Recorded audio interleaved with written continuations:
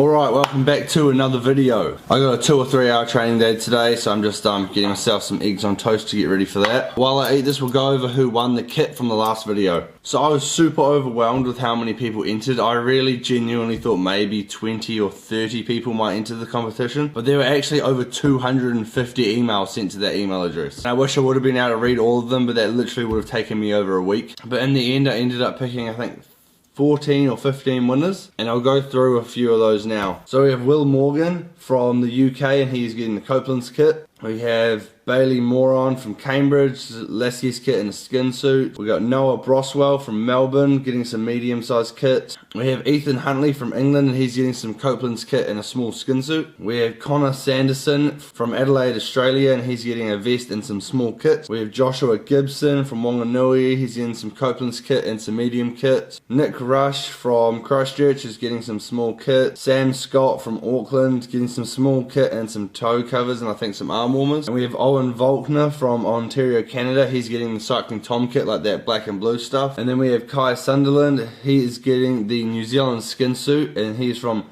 Dusseldorf, Germany, which is pretty cool that the NZ skin suit's going all the way to Germany. And then we have Tristan Stenveld from Cape Town, South Africa.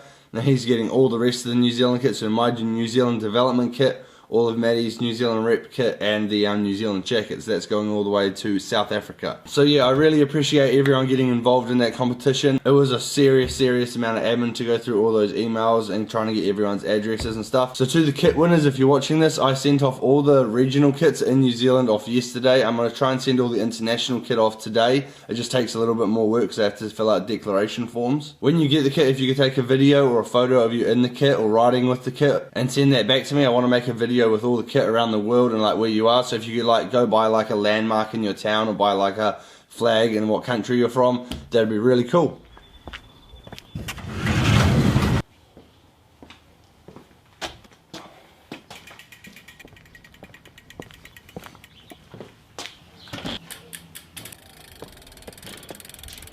Alright, so I had a question the other day, and it was, am I going to get rid of my Cannondale SuperSix EVO, which has been like my race bike and my training bike for like the last 6 months. And I'd say that this question came up because I just finished building my Scott Foil GT40. And I have actually been riding this quite a lot. I took it to nationals and I took it for a ride. That's why it's actually still dirty right now. I need to give it a clean. But yeah, I've actually taken this bike out for quite a few different rides. And the Cannondale hasn't actually been in very many videos recently. But the answer is, no, I'm not getting rid of my Cannondale. It's like my favorite bike I've ever ridden at the moment. I'm still really enjoying training and riding on it, and I'm definitely going to race on this bike. Scott is basically just a bit of a pony and a really cool like YouTube thing to do. It's kind of like the CyclingTom bike, and we're just going to keep it like that. We'll take it out and do some challenge videos with it. We need a little bit more aero. I'm doing a Strava KOM video in a few days, and I think I might use this because I think I need a little bit more aero gains. But yeah, for like YouTube videos and stuff, I want to use this bike, and I just think it looks really cool. And I really don't want to risk crashing this and like cracking the frame and just completely destroying everything that I've built. Whereas this Cannondale is much easier to replace because it's just stock and everything on it. It's just easier to replace as well because that's Dura-Ace and that's Ultegra.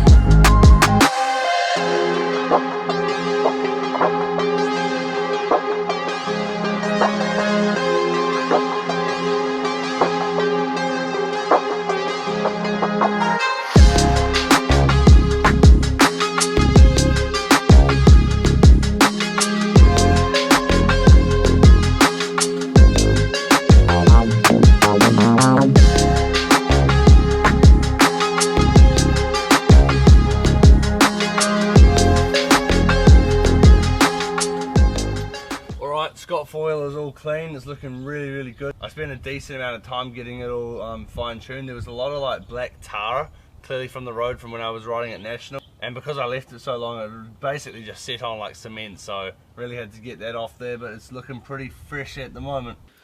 Alright, just getting all kitted up for my ride. So Steve has me doing 2.5 hours today. I think some zone 3 blocks are just like long endurance efforts, which will be good. We're just basically just working on the FTP at the moment, and just like, I was at Southland, my job's basically just going to be, if one of the leaders needs me, just to be able to sit on the front and pull some big turns on the front. So basically, that's just what I'm training for. I feel like it's much easier to train for a goal and like train for a specific like job you've got when you're on a team, rather than just trying to train for everything, trying to be like a sprinter, a climber. Like, it just makes training so much easier when you know exactly what your role is. So when I go out and do these 20, 30, 40 minute efforts, which aren't actually that fun, at least I know why I'm doing them, and then I know in 12 weeks when we get to Southland that I've done the training and I know what to do, and that I can do that amount of power for that amount of time on the flat. So it's good to get going. And Maddie's sponsored by 100% now, so I stole in all of his Oakleys. So I've said it before, one of my favorite things about my Wahoo is literally you just connect it up to your app, and then it has all my rides, like my last few rides up there. But then it already comes up and it tells me what my session's going to be. And you just select the session. So then it tells you what your target power is, what power you're holding, how long you have left in the interval, and how long you have left in the session. And it just makes it way easier to actually just go out and train like that.